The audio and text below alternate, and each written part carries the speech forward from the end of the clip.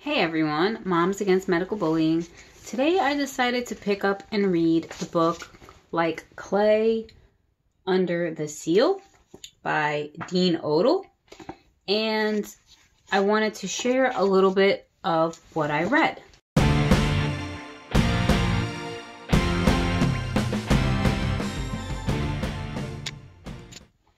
So in the first chapter of his book, he talks a lot about the organization of NASA and, where it started, the people who were involved in it, and what their beliefs were, what their occult ties are, and all that kind of stuff. Chapter 1 is actually called Satan's Global Deception. Oh, and chapter 2 and 3. So those first 3 chapters are kind of dedicated to that idea. Chapter 2 is the Vril Society and Operation Paperclip. Chapter 3 is Parsons, Crowley, and NASA's Freemasons. I was starting to read chapter 4, Could the Earth Really Be Flat? So yeah, I just wanted to go over a couple of ideas about how what we're standing on could possibly not be a rotating ball. So first off, I just want to say that the word earth to me, and in a dictionary, I guess, means dirt, soil, land. So I feel like if you think about it in this way, when you say the land is round, if you said that to somebody, I feel like they would think oh yeah, that doesn't make sense. Like the ground, the dirt is round. It's it just, I don't know, doesn't make sense. To me, it makes more sense for land, or instead of saying land, let's say foundation. Because we know that on top of the terra, am I saying that right? Terra, T-E-R-R-A, anyways, is many different shapes. We have mountains and valleys and hills and, but there is a foundation.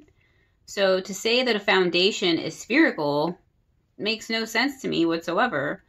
When you build a house, do you build it on a round ball foundation? No, it's a flat. It has to be a flat foundation when you build a house. It has to be even too, doesn't it?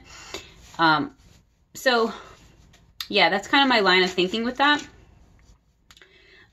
Okay, so in this chapter, he goes on to talk about how in the magazine Popular Science of August 1931, there was an article written about Dr. Auguste Piccard and his assistant, who on May 27, 1931, took off in a giant yellow hydrogen balloon.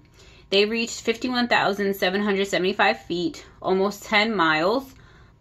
And the article has a quote from Piccard that within it said that he observed, it says the observers saw the Earth through a copper-colored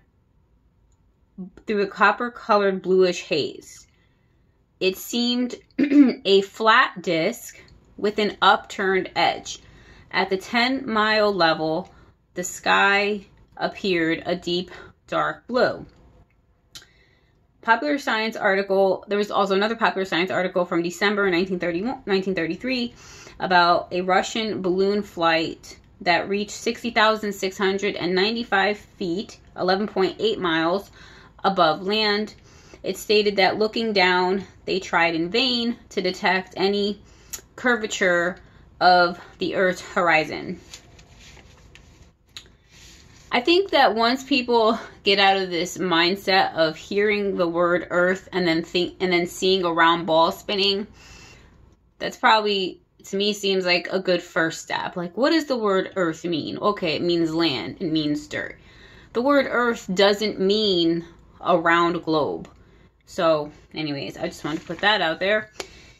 The first picture taken from quote-unquote space at 65 miles or 343,200 feet was in 1946 from a camera mounted on a V-2 rocket and it shows a flat, straight horizon.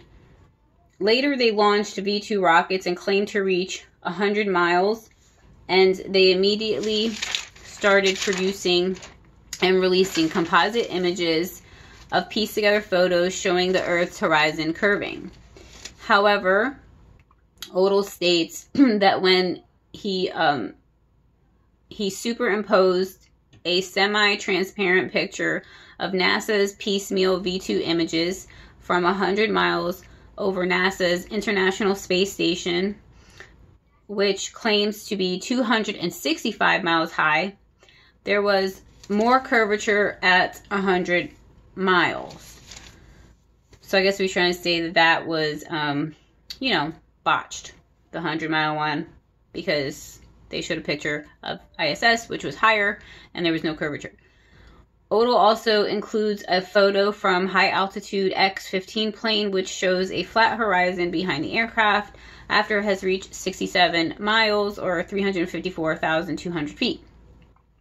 Odell says that despite early scientific balloon missions that reached from 51,000 to 62,000 feet, many people claim to see curvature. Many people still claim that they see curvature from commercial airlines at 30,000 to 40,000 feet.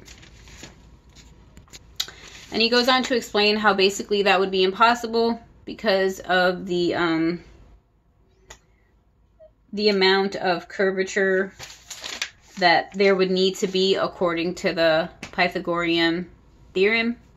So he asks, is there real tangible evidence for the land not being a ball, but being flat?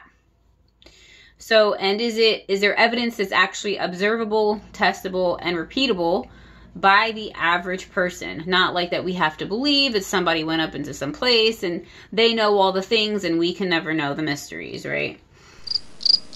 Is there actual tangible evidence that Joe Schmo could test out? So that's where we go with the Pythagorean, excuse me if I'm not saying that correctly, theory, which is the formula used to figure out the curve of the Earth. For a sphere, a circumference of 24,901 miles, it is 8 inches per mile squared of curvature.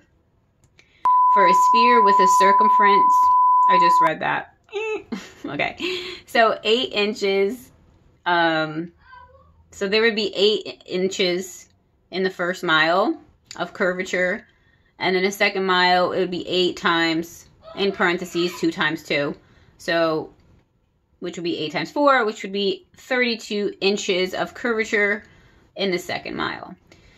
At 10 miles, it would be 800 inches or 66.6 feet curvature. Then he goes on to talk about the Nikon camera with lots of zoom. Nikon P900. They could see as far as 11 miles away.